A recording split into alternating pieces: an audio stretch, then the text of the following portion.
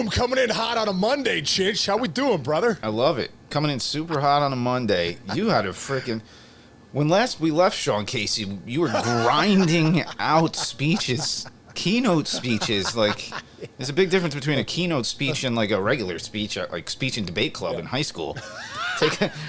I saw some of it. It was awesome. Take us through your weekend.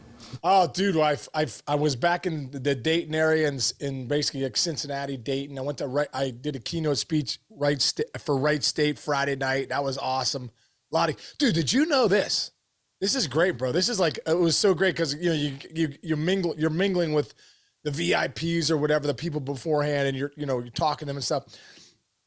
I was talking to a bunch of guys. Did you know Carlos Pena went to Wright State? I did not know that.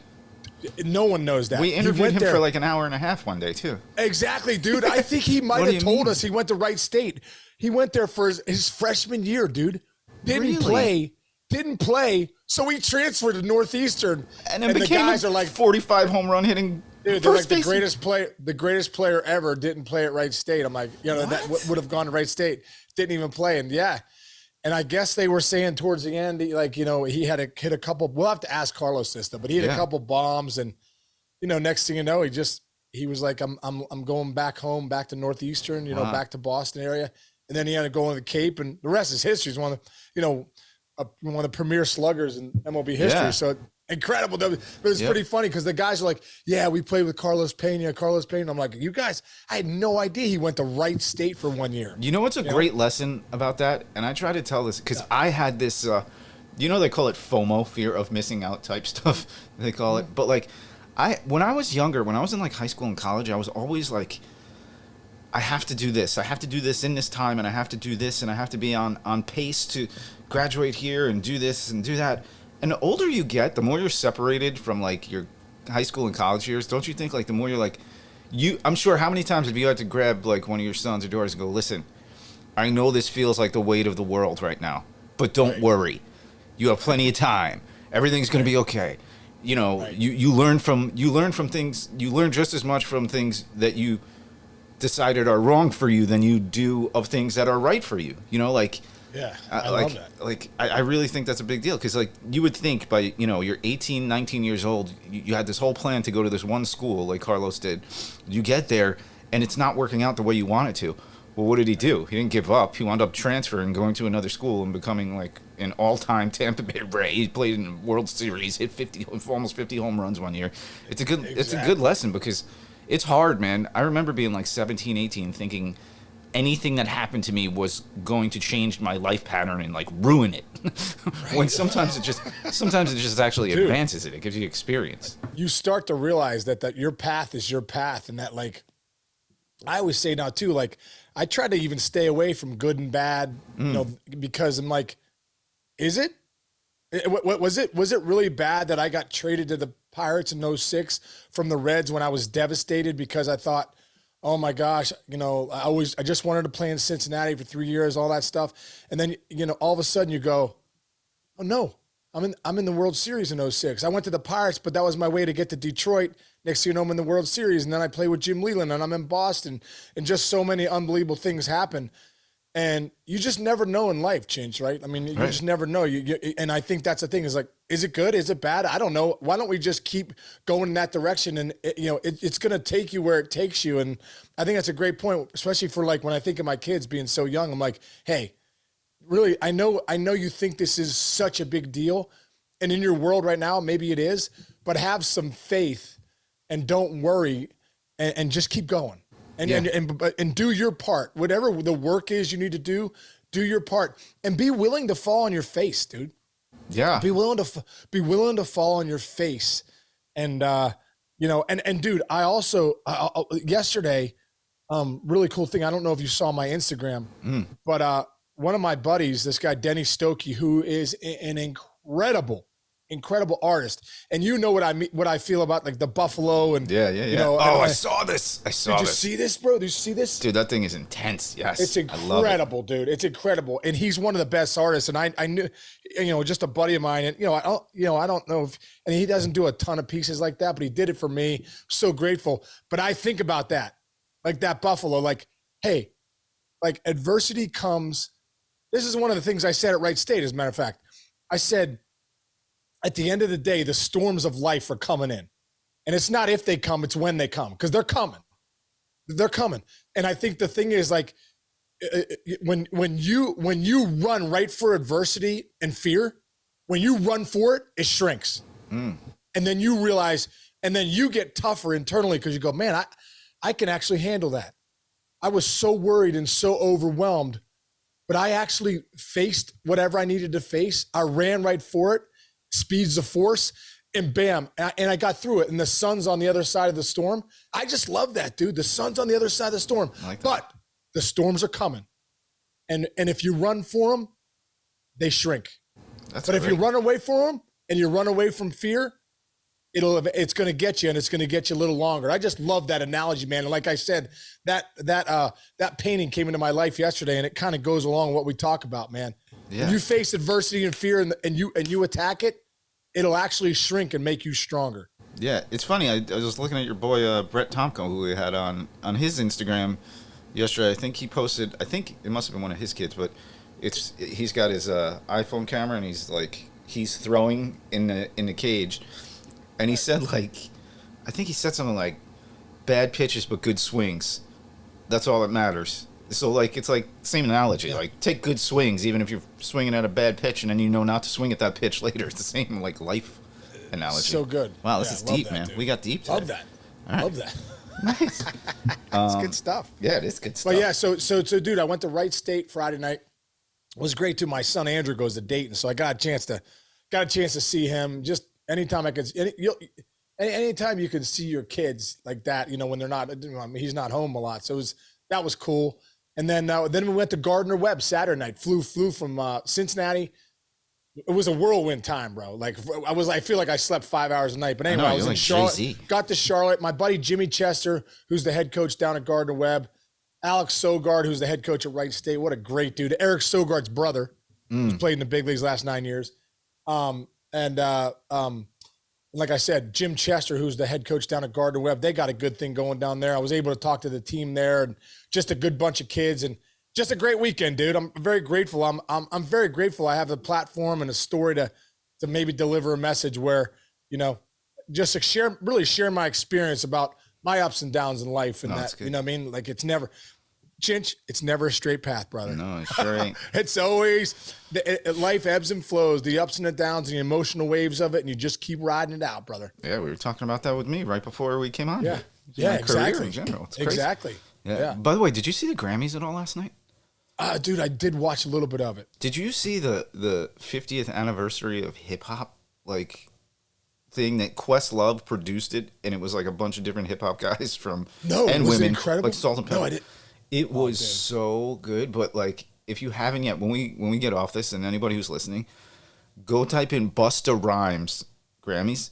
Dude, he did like a 2 minute rap that was faster than I've ever seen anything Eminem do. It was like one of. Are you serious? Dude, it was unbelievable. Google it. If you're anybody who's listening to this right now, finish our show, and then go Google it afterwards. Yeah, don't do it. Listen to our show first, then go to the Grammys. Yeah, exactly. But dude, I did watch a little bit of it though. Like, and what I realized was, I don't know anybody anymore. Dude. I'm sitting with my two daughters, going, my 12-year-old daughter, my 17-year-old daughter. They love Taylor Swift. Obviously, I love Taylor Swift. So cool. But like, we're sitting there, and I'm like, who's that? Who's that? Who's that? They're telling me who this is, but I guess Harry Styles, he won Best Album or something. Yeah, did you see what he was wearing when he got there? I don't want to turn this into too crazy of a show, but dude, he was wearing these like sequin overalls with nothing underneath, and really? Like the overalls stopped at like his chest is like no pants. There was no way he had pants. No, the overall, it was like a pantsuit. All right, we got to go in another direction. This is not our format. We never thought we'd know how sexy Harry Styles is. Dude, really quick. A couple years ago, Andrea Tomey hooked me up with Taylor Swift's manager, Tree Payne. Tree Payne. And she was with Taylor Swift last night at super nice. And she hooked us up backstage we drove to, I believe it was Indianapolis, and my daughter Jillian, Carly's the biggest fan. That's why she started playing guitar when she was 6 for like 8 years because of Taylor Swift, and her friend Kate Moore. And dude, so we were backstage. Literally, it was just us and Taylor Swift. Oh yeah, dude, it was incredible. It wasn't like a meet and greet. It was like, I'm like, how did we get here? Holy cow. I didn't know this story. Oh yeah, dude, just the 4 of us and Taylor Swift right before her concert in Indianapolis.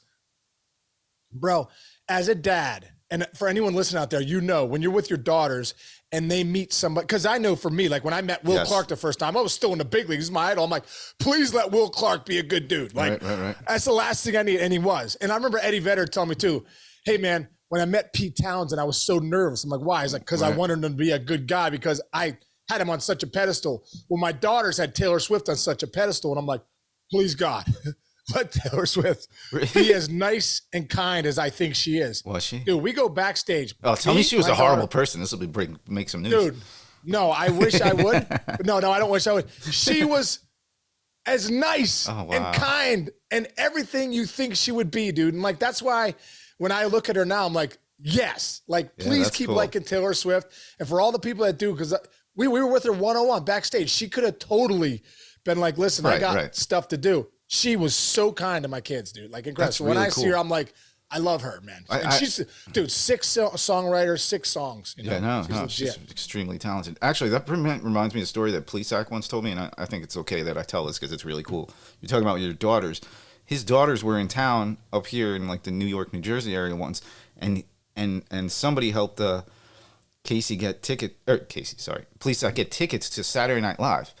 Now, I don't know if Seinfeld was actually he was in the crowd. Okay, you know the story. But he was out on when they do the goodbye and the music's playing and they're all hugging. Yeah. You know this story? Told me the story. It's so crazy. Yeah. So Plesac Series got his daughters there, who doesn't get to see all the time because they live down south, all over the place, and so he's sitting there, and all of a sudden, like they're doing the music at the end where everybody's hugging, and he keeps seeing. He's like, "Is Jerry Seinfeld looking at me?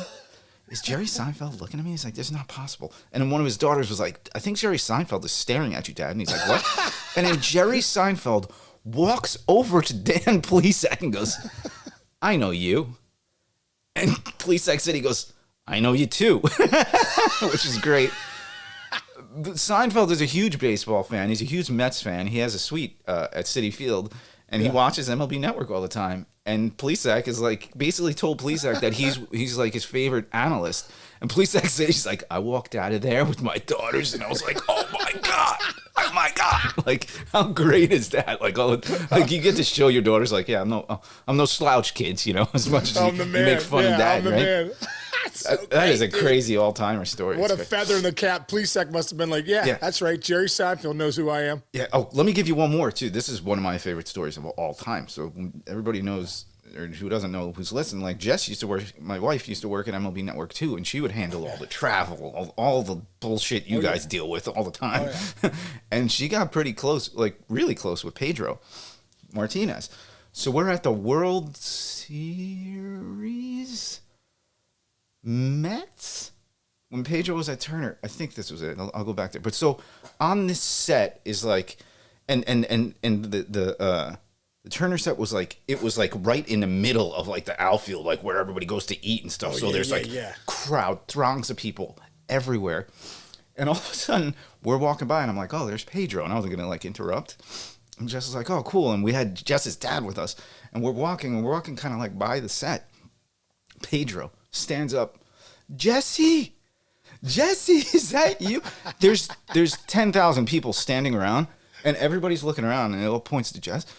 He comes running over, hugging Jess, hugs me, and everybody's just standing there like, who are these miniature little people who Pedro Martinez is talking to? It was an all-timer, man. That was like one of the most fun. I'm sure it was Jess's dad. Like his chest went out. Like, that's right. That's my daughter. I don't think his mouth is closed yet from that experience. Like he was just like, because don't forget, by the way, Pedro was a Met and was a great Met until he hurt himself. He could have had, like, if he didn't hurt his foot anymore. Remember, he tripped going down the steps and his ankle was screwed up.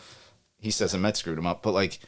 His first year there, he was like 16-4 with like a 2. You know, dude. Anyway, Pedro was so nasty, and yeah, he was nasty with the Mets too. What a great career, dude. What a great and also too. Let's not sleep on Jess's star power. I'm just saying, we're allowed to say this is our show. Yeah. Let's not sleep on her star power. Last night, this is great, dude. This is great. Go. So last night we're watching. We're going to the Grammys, but we're a couple minutes. We're like 5 minutes out. My daughter watches these YouTube clips, and I couldn't take it anymore. I'm like, I'm not watching these anymore. Like, I can't take it. I'm like, I can't take these guys playing Roblox and screaming. I can't do it. I get it. So with like 5 minutes to go, I'm like, I gotta change. So I'm on YouTube TV, so it goes to 60 minutes. So I click on 60 minutes, and I go over, and there's Anderson Cooper. Yeah. And Jillian, my 12-year-old, goes, "Isn't Chinch's wife his assistant?" Like, of all the things that she knows, she knows like, that. How did you hear that? Like they hear a conversation. I go, yeah. I go, Jess takes care of that guy's, and he was on the, and so then we clicked on the thing. I go, yeah, that guy Anderson right there, Anderson Cooper, because she was like, what's 60 Minutes? I go, it's the biggest show on television every Sunday night. It's the biggest show on television. I go, and so Jess was not you, Chinch, sorry, but Jess was in our conversation last. She's 90 times more big time than me, dude. You gotta see her. She's like gets to hang out with like Kelly Ripa when they do the CNN Hero stuff and whatever. Yeah. I won't get into too many trade secrets on that stuff, but it's pretty crazy stuff, man. Well, what can you do? All right, so listen, dude, this became more of a little bit of a catch up because, by the way, over the weekend, sometimes if me and Sean don't talk for like 2 days, I get very anxious. I don't know if you do. So do I. Dude, I told Sarah this morning, I go, I feel so weird. We haven't talked because we didn't talk Friday either. Yeah. We haven't talked like in 4 days. I'm literally having a chinch attack. Chinch like, draw? It's like chinch draw. I'm going to patent that. Put that in the thesaurus. Yeah. All right, but this is going to be a busy week for us. First of all, a couple things. We didn't dive into too much, but it's just Monday. Everybody's just getting their feet back on the ground. So maybe tomorrow, depending on what we do, we got to start previewing the Super Bowl big time. No. We're dropping Ian Happ tomorrow. Oh, that's right, Ian Happ tomorrow. We got Ian Happ tomorrow. That's we right. got great Cubs, interview. Listen, one of the best outfielders in baseball, Gold Glover, All-Star. He's joining us tomorrow. That's gonna be it's a great interview. Yeah, I got to lock in on that edit. Gonna be a great. Remind me some things afterwards. I have to lock in on that edit. Yes. Lock it in, Chinch. I do. I know you got nothing going on right now with the 30-13 team in the Super Bowl. I'm not busy this week. Super Bowl coming up. But you better lock in on Ian Happ, brother. That's what we need. Will. No, top priority. This is top. The mayor's office is top priority, by the way, everybody. Just so you know, for both of us. So okay, so we got. Chinch, by the way, dude, when I was at Wright State, there's a great story, really quick. Yeah, go for it. Right when I get there, I'm like, this lady walks up to me and she's like, "Hey, how's your back?" And I'm like, "How does she know about my back?" I'm like, "Cause I, tweaked my back." I'm like, "It's good." What? I'm like, "Did you talk to what? to Sarah or something?" She's like, "No. I listened to your podcast. I forgot that we talked about it. I think that one day I tweaked it rowing." That is crazy. And I'm like, yeah, it's still good. But dude, I had a ton of people, and obviously it was Cincinnati area, but a ton of people are like, love your podcast, listen to it every day. That's so cool. Yeah. Like and subscribe. Cool, really cool. Like and subscribe. Yeah, like and subscribe. Dude, I forgot to tell you this. Go ahead. I forgot to tell you this. It was Friday morning. I wake up. Thursday we were talking about your back. Dude, I woke up Friday morning. Yeah. My entire left side of my back, I couldn't move. I was like, really? Oh my God. I must have like in a dream or something turned quick. And dude, from Friday to Saturday, I still have my freaking, you do too. We were going to take our Christmas decorations down this weekend. Get this down. It's got to go. No, it starts to you start getting mad at Christmas at a certain point. Yeah, now I'm like, all right. I'm like, get your act together. Yeah, I'm embarrassed for myself. I'm going to get it down. Yeah, maybe we're going to do that this week, but I couldn't do it this weekend because I threw my back out. We had just talked about it. It went away like the next day. I passed it to you. You did. It's still like it's still Jack.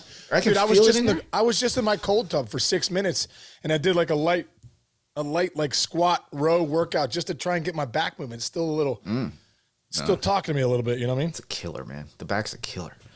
Anyway, it is, dude. It is. All right, so we got Happ tomorrow. We got plenty of Super Bowl coverage. Yeah, we're gonna have Boo out here this week too, talking Super Bowl. And I'm still trying to get one of the players on for us, an NFL player to talk football. All right, well, we're gonna have to lock you in, Chinch, because you got a lot going on. So we're gonna have to pound you down a little. You're gonna have to grind. You have to grind for the mayor's office this week. We're gonna grind. I'm gonna grind for the mayor's office. We got it done. All right, bro. All right, everybody. It's a good way to set up the week. some inspiration, Yes. but we got a lot coming to you this week. It's going to be a fun week for us. Yeah, it's going to be great. Everybody out there, let's have a great week this week. We'll start it off today on Monday. Let's go, Chinch. Love you, buddy. I know 33rd team, you're locked in. Ian Happ, you're going to dominate that. And we're going to have more and more people subscribe and download it because only 15 to 20% are doing that. Let's start locking in people on the subscribe, download. Let's go. Hit that plus button on your Apple subscriptions, and let's get it. Love you, buddy. See you tomorrow. See you, bro.